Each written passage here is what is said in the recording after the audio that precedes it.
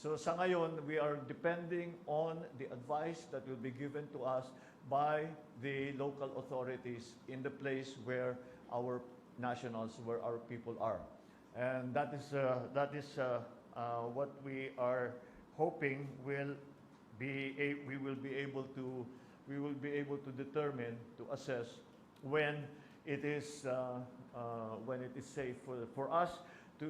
We already are collecting assets, mga bus, mga sasakyan. We are already collecting those assets para pagbigyan tayo ng kahit counting window, sabihin, meron kayong 3 oras, ready na tayo para mailabas na kagad sila. O yung mga kababayan natin, there's another thing that we're doing, yung mga kababayan natin, mga workers natin na nasa areas kagaya ng mga oil refineries sa Saudi, oil refineries have now become a target. Maraming Pilipino doon.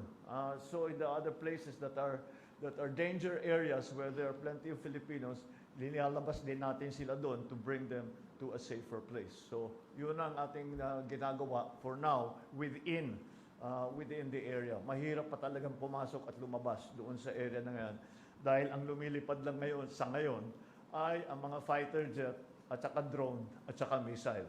Kaya it's not a place that you would want to put in a civilian aircraft to take out our